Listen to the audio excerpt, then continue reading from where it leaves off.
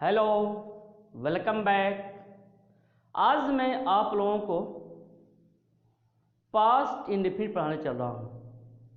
जैसा कि मैंने आप लोगों को प्रेजेंट इंडेफिनिट के बारे में पूरा डिटेल में बता दिया है, आज पास्ट इंडेफिनिट के बारे में बताएंगे। जैसा कि पास्ट इंडेफिनिट के बारे में हमें सर्वप्रथम उसका पहचान बताना है, या पास्ट इंडेफिनिट किसे कहते हैं यह बताना है।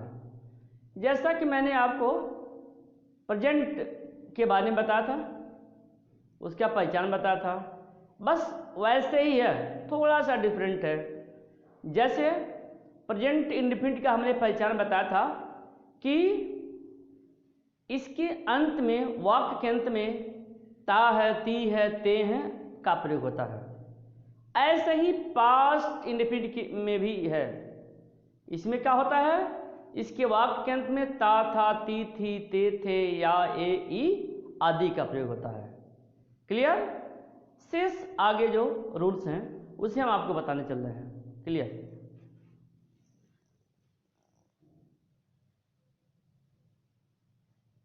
पास्ट इंडेफिनिट टेंस,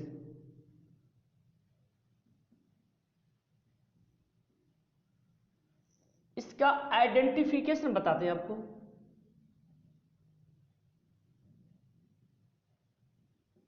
आइडेंटिफिकेशन मतलब पहचान। पास्ट का मतलब हुआ बीता हुआ, अर्थात जो कोई कार्य विगत वर्षों में हुआ है, विगत समय में हुआ है, वह पास्ट टेंस में है।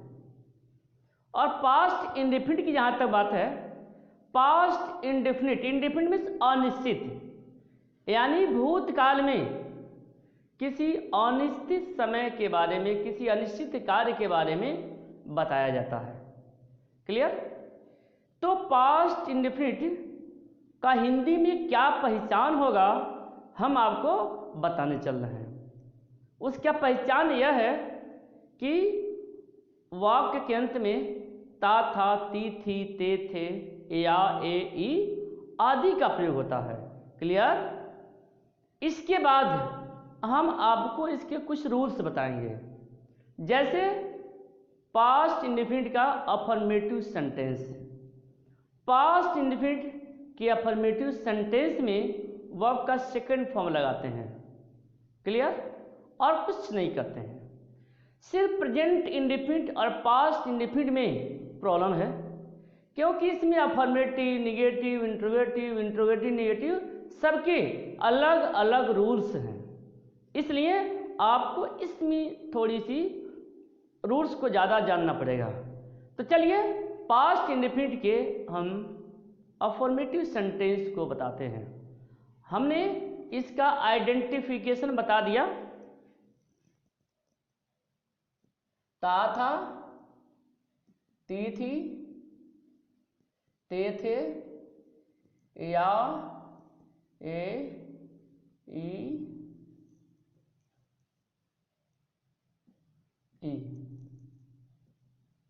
ये सब इसके पहचान है। अफर्मेटिव का क्या है?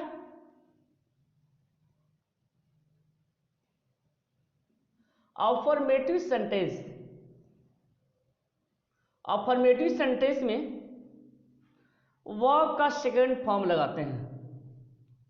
बस इतने ही रूल है, वर्ब का सेकंड फॉर्म लगाते हैं। कुछ सेंटेंस के माध्यम से हम आपको बताने चल रहे हैं। स्ट्रक्चर तो पहले जैसा ही है। पहले सब्जेक्ट लगाएंगे, फिर मेन वर्ब का सेकंड फॉर्म लगाएंगे, फिर ऑब्जेक्ट होगा, फिर अदर्स हो जाएगा। देखिए, वे लोग वाराणसी गए। क्लियर? दूसरा देखते हैं, मैंने उसे आज बुलाया।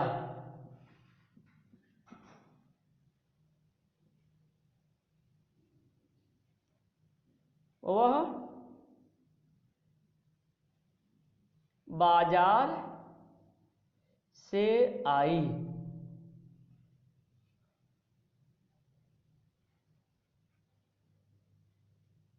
हम लोग अपने मित्रों की सहायता किए। चलिए इतना देख लेते हैं, रूल्स को ध्यान में रखते हैं। वे लोग वाराणसी गए, बन जाएगा सब्जेक्ट, ये हो गया दे। गए यज है, पास्ट इंडेफिनिट की तरफ हमें संकेत कर रहा है और अफर्मेटिव सेंटेंस है, इसलिए हम इसमें वर्ब का सेकंड फॉर्म लगा देंगे। दे वेंट टू वाराणसी, बन गया आपका। दे वेंट टू वाराणसी, वे वाराणसी गए। मैंने उसे आज बुलाया, सब्जेक्ट आई, बुलाया वर्ब का सेकंड फॉर्म कॉल्ड हिम आज today. I called him today, मैंने उसे बुलाया, आई कॉल्ड हिम टुडे। इसे देखते हैं, वह बाजार से आई, सी केम फ्रॉम द मार्केट, बन गया।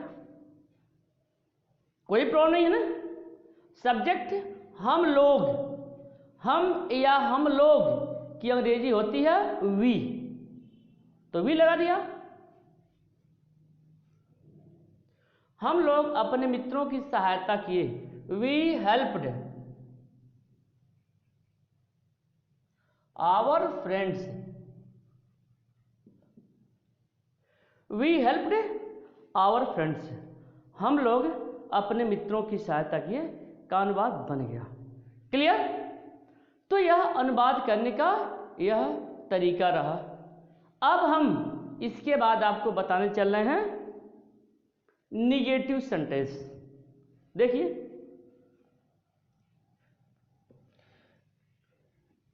निगेटिव सेंटेंस किसे कहते हैं, मैंने आपको बता दिया है कि निगेटिव सेंटेंस क्या होता है। निगेटिव सेंटेंस मीन्स ऐसा वाक्य जिससे नकारात्मक भाव स्पष्ट हो, ऐसे वाक्यों को हम निगेटिव सेंटेंस कहेंगे। क्लियर?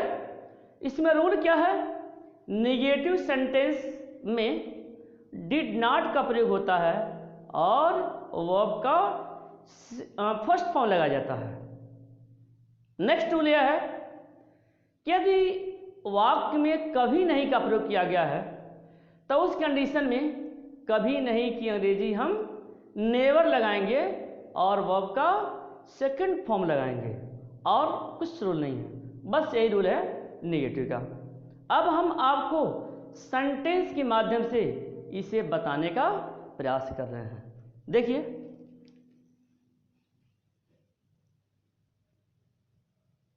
वह आज स्कूल नहीं गई,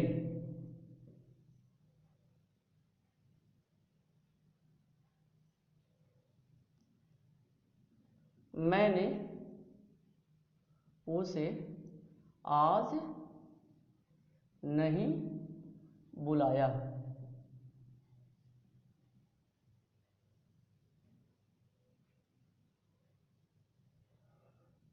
उमेश मुझे पत्र नहीं लिखा,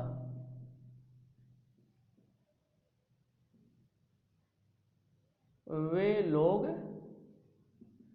मैच नहीं खेले।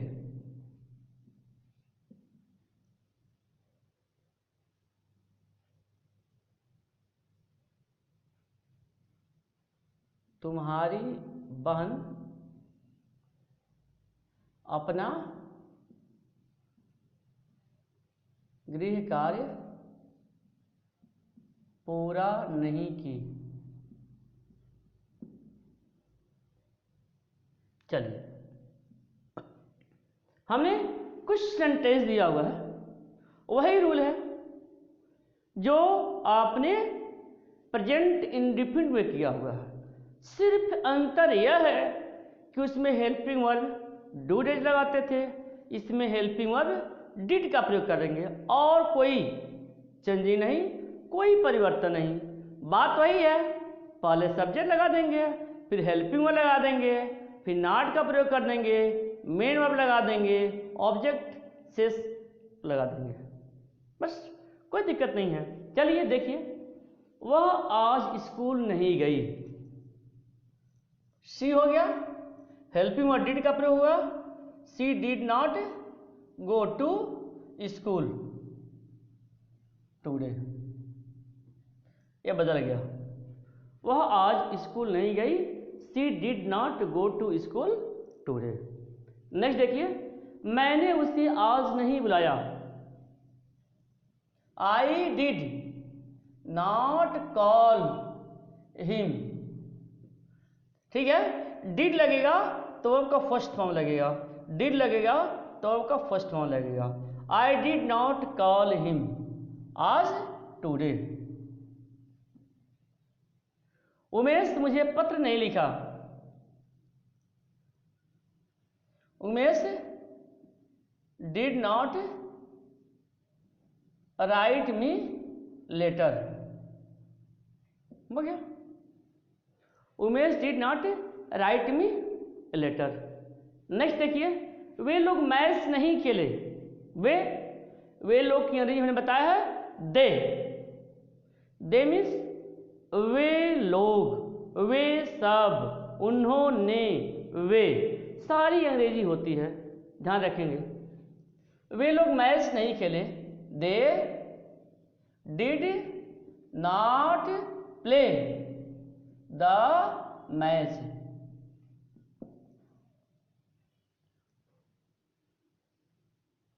अगला है, तुम्हारी बहन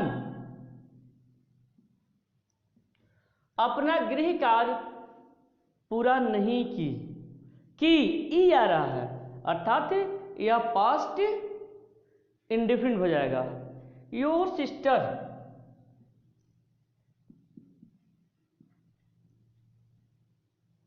सिस्टर डिड नॉट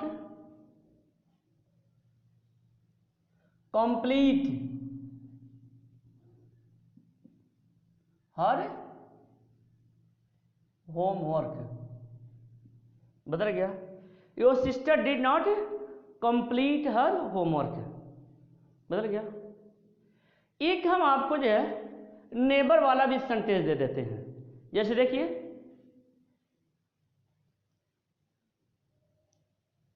वह कभी अपना काम समय से पूरा नहीं करता था।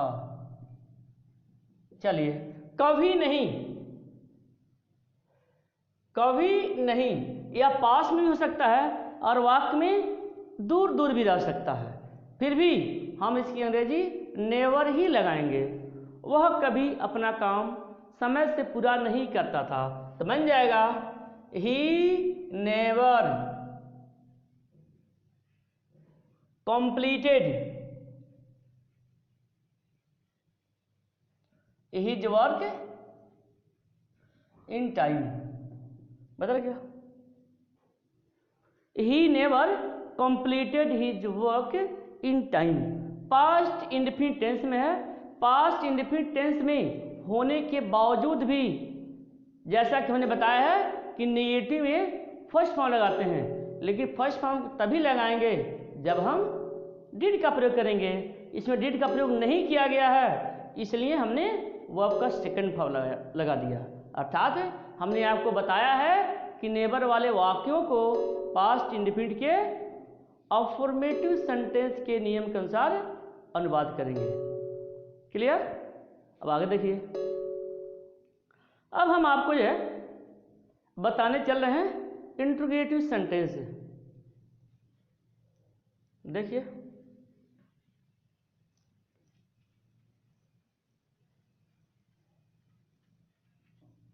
इंट्रोगेटिव सेंटेंस किसे कहते हैं हमने आपको बता दिया है।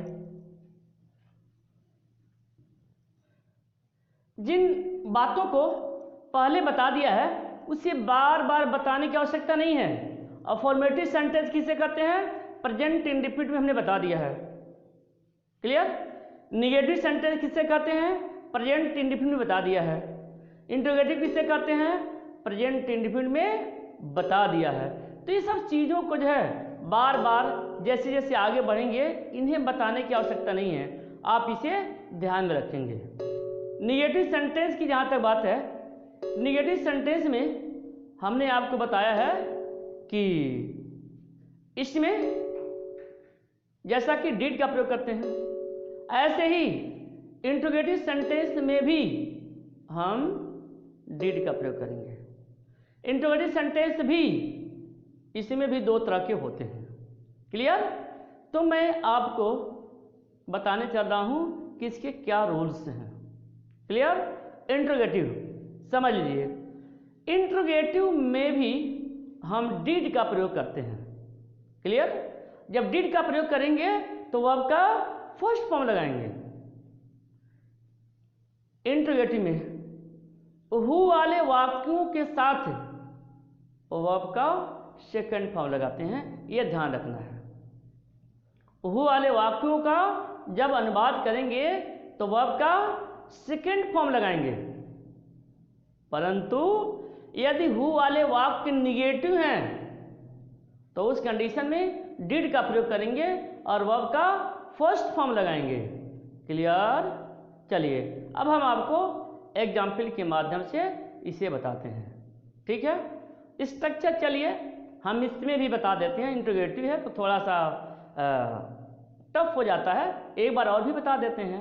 ऐसे प्रेजेंट इंडेफिनिट के इंट्रोगेटिव में हमने बताया हुआ है, सेम स्ट्रक्चर है। चलिए यहां पर भी देख लीजिए।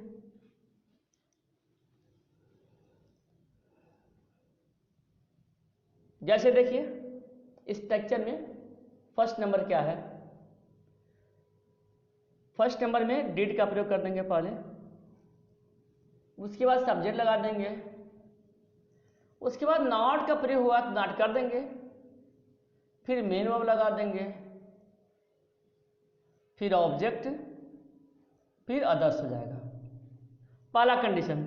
दूसरा कंडीशन में हमने बताया है कि जब क्वेश्चन वर्ड वाक्य के बीच में रहता है उस कंडीशन में देखिए पहले डब्ल्यू लिखेंगे, what, where, why, when, how, उसके बाद डिड का प्रयोग करेंगे, फिर सब्जेक्ट लगा देंगे, फिर यदि नॉट है तो नॉट में लगा देंगे। ब्रैकेट में इसलिए लिख रहे हैं कि यदि नॉट है तो लगा देंगे, नहीं तो फिर हम आगे इसी क्रम में बढ़ते चले जाएंगे। उसके बाद जो है फिर मेन वर्ब लगा दिया, फिर ऑब्जेक्ट लगा देंगे, फिर अदर्स हो जाएगा। अब हम कुछ सेंटेंस के माध्यम से इसे बताने चल रहे हैं। देखिए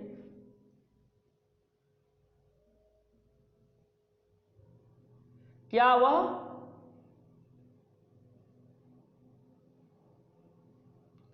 कोलकाता गई?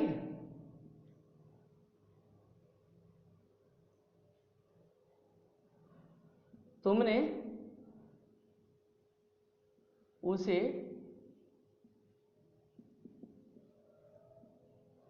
क्यों नहीं पढ़ाया?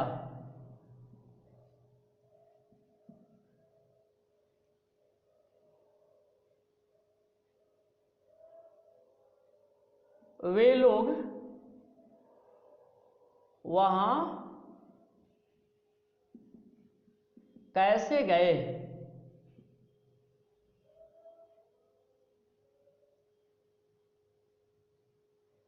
उसको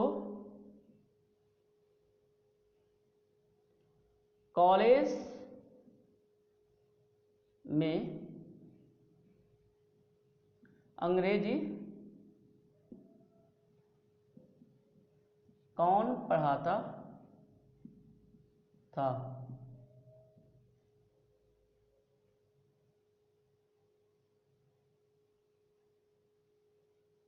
कौन तुम्हारी सहायता नहीं किया?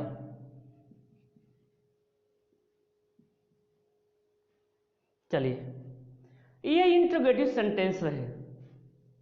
अब हमें इसका अनुवाद करना है। स्ट्रक्चर पहले भी बताया है, फिर दोबारा बता दे रहे हैं। इसके बाद नहीं बताना, हमें आपको याद रखना है सभी जगह एक ही स्ट्रक्चर लागू होता है, सिर्फ हेल्पिंग वर्ब अलग होता है। चलिए देखते हैं। क्या वह कोलकाता गई? तो हमने कल बताया था जब वाक्य क्या से शुरू होगा तो उसके लिए हेल्पिंग वर्ब हम पहले लगा देंगे, तो डिड हो गया। उसके बाद देखते हैं सब्जेक्ट वह, सी। उसके बाद कोलकाता गई, क्या वह कोलकाता गई? Did she go to Kolkata, बन जाएगा did she go to Kolkata. तुमने उसे क्यों नहीं पढ़ाया? देखिए यहां पर क्वेश्चन वर्ड बीच में आ गया, यानी सेकंड वाला रूल फॉलो होगा। क्यों नहीं, क्यों क्या जी? वाई, वाई हो गया, यह हो गया। उसके बाद फिर डिड लगा देंगे। वाई डिड, तुमने उसे क्यों नहीं पढ़ाया? वाई डिड यू, सब्जेक्ट हो जाएगा। नॉट टीच हिम, बन गया। तुमने उसे क्यों नहीं पढ़ाया? Why did you not teach him. Clear? चलिए, वे लोग वहां कैसे गए? कैसे की अंग्रेजी हमें जाननी है। कैसे की अंग्रेजी क्या होती है? क्लियर? तो सभी जो क्वेश्चन वर्ड्स हैं उनकी इंग्लिश जानना अति आवश्यक है। वैसे हम ट्रांसलेशन के माध्यम से उन वर्ड्स को बता देंगे, लेकिन आवश्यकता है आपको उन वर्ड्स को ध्यान रखने की। वे लोग वहां कैसे गए? देखिए यहां पर भी क्वेश्चन वर्ड यहां है। कैसे की एनर्जी होती है? हाउ। फिर यह होगा did, subject how did, how वे लोग वहां कैसे गए? How did they go there, बन गया। How did they go there, वे लोग वहां कैसे गए, का अनुवाद हो गया। उसको कॉलेज में अंग्रेजी कौन पढ़ाता था? देखिए हमने आपको बताया हुआ है कि यदि कौन का प्रयोग किया गया है तो उस कंडीशन में आप जो वर्ब है सेकंड फॉर्म में लगाएंगे, लेकिन कौन नहीं दिया है तो उस कंडीशन में डिड लगाएंगे और वर्ब का फर्स्ट फॉर्म लगाएंगे। तो उसको कॉलेज में अंग्रेजी कौन पढ़ाया? हु, ध्यान दीजिए हु लगा है। अब आप कहेंगे कि डिड का प्रयोग नहीं हो रहा तो सब्जेक्ट का प्रयोग होना चाहिए था, लेकिन यह बात आप अच्छी तरह ध्यान रखिएगा कि हु वाले वाक्यों का सब्जेक्ट नहीं होता है, और इसलिए हम सब्जेक्ट की जगह को छोड़ करके हम आगे बढ़ जाते हैं, यानी वर्ब लगाते हैं। तो उसको कॉलेज में अंग्रेजी कौन पढ़ाता था? तो हु सब्जेक्ट नहीं है, छोड़ दिया, फिर वर्ब का सेकंड फॉर्म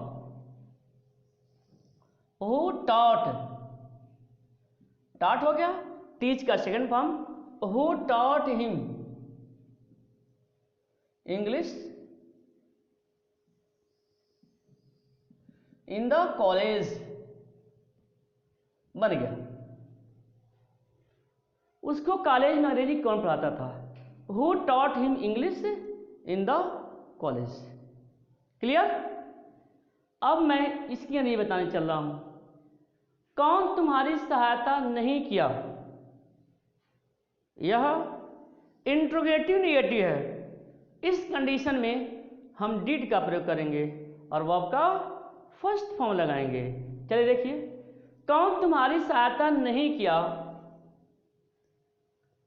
हु डिड। हमने बताया सब्जेक्ट नहीं होता है, तो सब्जेक्ट नहीं होता फिर आगे बढ़ जाएंगे। हु डिड नॉट, कौन तुम्हारी सहायता नहीं किया, who did not help you. कौन तुम्हारी सहायता नहीं किया, who did not help you. बन गया, हु हो गया, डिड हो गया, हेल्प हो गया और यू हो गया। डिड है तो आपका फर्स्ट फॉर्म लग गया। इस तरह से जो है आप इसे अनुवाद करेंगे। क्लियर?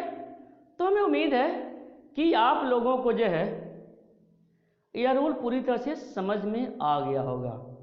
सिस्टमेटिक ढंग से इसे आप समझेंगे, नोट करेंगे, एक्सरसाइज करेंगे। प्रतिदिन आपको एक्सरसाइज दिया जाएगा, उस एक्सरसाइज को जरूर करेंगे, आपको समझ में आ जाएगा। नहीं समझ में आएगा तो फिर आप पूछ सकते हैं, कोई दिक्कत नहीं है। तो इस तरह से हमने आपको जो है प्रेजेंट इंडेफिनिट और पास्ट इंडेफिनिट के बारे में डिटेल में बता दिया। क्लियर?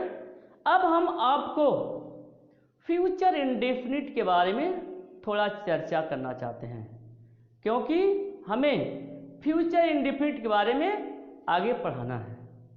ठीक है? तो फ्यूचर इंडेफिनिट में क्या होता है? फ्यूचर इंडेफिनिट में भी ऐसे ही है, जैसे कि हमने पहले बताया है कि इसमें गा गे गी का प्रयोग होता है। जैसे वह जाएगा, वह पढ़ेगा, वह सोएगा, लाइक दिस। निगेटिव है तो वह नहीं जाएगा, वह नहीं पढ़ेगा, वह नहीं सोएगा, वह आम नहीं खाएगा, लाइक दिस। इंट्रोगेटिव है तो क्या होगा? क्या तुम लोग वहां जाओगे? क्या वह नहीं आएगी? क्या तुम्हारा भाई तुम्हें नहीं पढ़ाएगा? Like this. तो इस तरह से जो है आपका इंट्रोगेटिव बन जाएगा। वैसे टेंस को याद करने के लिए आप यूं भी याद कर सकते हैं कि है, हो, हूं को प्रेजेंट जानो। क्लियर? जिस वाक्य के अंत में है, हो, हूं है वो समझिए प्रेजेंट है। हो, हूं को प्रेजेंट जानो। था, थे, थी को पास्ट, जिसमें था थे दिया हो उसे पास्ट समझिए। है, हो, हूं को प्रेजेंट जानो। था, थे, थी को पास्ट, गा गे गी को फ्यूचर कहकर करो टेंस पर विजय प्राप्त है। क्लियर?